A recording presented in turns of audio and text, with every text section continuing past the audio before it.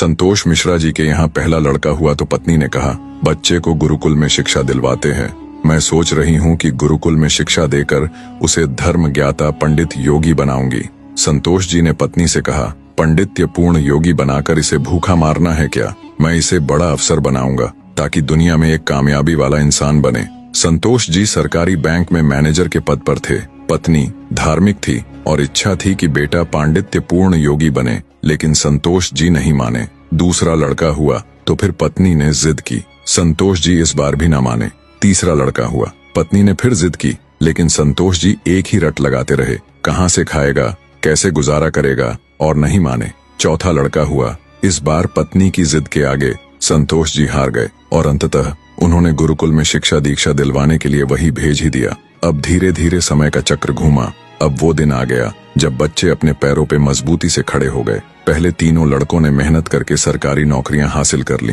पहला डॉक्टर, दूसरा bank manager, तीसरा एक सरकारी कंपनी में जॉब करने लगा। एक दिन की बात है, संतोष जी पत्नी से बोले, अरे भाग्यवान, देखा मेरे तीनों होनहार बेटे सरकारी पदों पे हो गए ना, अच्छी कमाई भी कर रहे हैं। तीनों की जिंदगी तो अब सेट हो गई, कोई चिंता नहीं रहेगी अब इन तीनों को।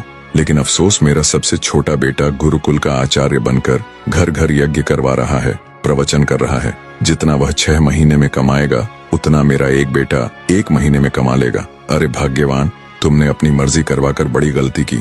तुम्हें भी आज इस पर पश्चाताप होता होगा, मुझे मालूम है, लेकिन तुम बोल क्यों नहीं रही हो? पत्नी ने कहा, हमसे कोई एक गलत है और ये आज दूध का दूध पानी का पानी हो जाना चाहिए। चलिए अब हम परीक्षा ले लेते हैं चारों की, कौन गलत है कौन सही पता चल जाएगा। संतोष जी मान गए। दूसरे दिन शाम के वक्त पत्नी ने बाल बिखराकर, अपनी साड़ी का पल्लू फाड़कर और चेहरे पर 1-2 नाखून के निशान मारकर आंगन में बैठ गई और पतिदेव को अंदर कमरे में छिपा दिया। बड़ा बेटा आया, पूछा, मम्मी क्या हुआ? माँ ने जवाब दिया, तुम्हारे पापा ने मारा है। पहला बेटा बोला, बुढ़ा सठिया गया है क्या?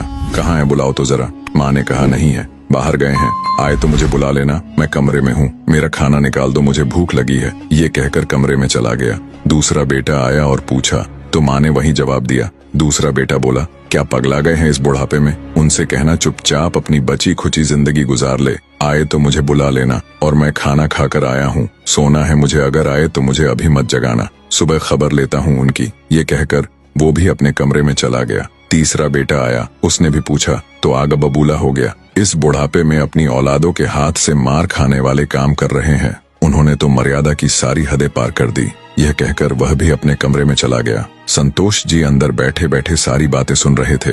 ऐसा लग रहा था कि जैसे उनके पैरों के नीचे से जमीन खिसक गई हो और उनके आंसू नहीं रुक रहे थे।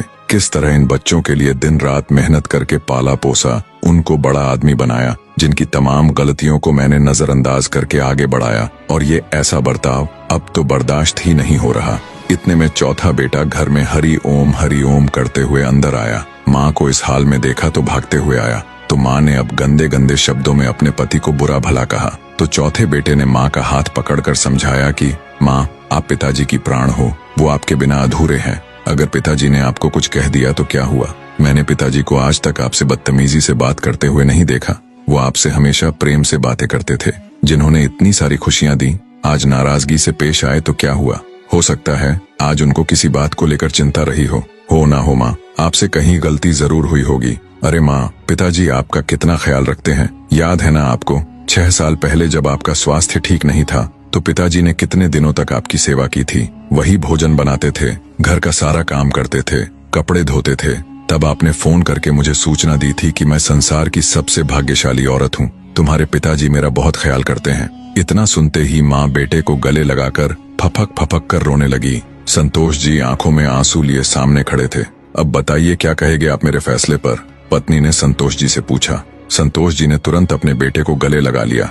संतोष जी की धर्म पत्नी ने कहा, ये शिक्षा इंग्लिश मीडियम स्कूलों में नहीं दी जाती। माँ बाप से कैसे पेश आना है, कैसे उनकी सेवा करनी है, ये तो गुरुकुल ही सिखा सकते हैं, जहाँ वेद गीता रामायण जैसे ग्रंथ पढ़ाए जाते हैं, संस्कार दिए जाते हैं। अब संतोष जी को एहसास हुआ, जिन बच्चों पर लाखों खर्च करके डिग्रियां दिलाई, वे सब जाली निकले। असल में ज्ञानी तो वो सब बच्चे हैं जिन्होंने जमीन पर बैठकर पढ़ा है। मैं कितना बड़ा नासमझ था। फिर दिल से एक आवाज निकलती है, काश मैंने चारों बेटों को गुरुकुल में शिक्षा दीक्षा दी होती। स्कूलों में अगर संस्कार और उदारता की दीक्षा नहीं दी जा रही है तो वह स्कूल नहीं, केवल धंधा और व्यापार के केंद्र है। मातृमान पितृमान आचार्यवान पुरुषो वेदः।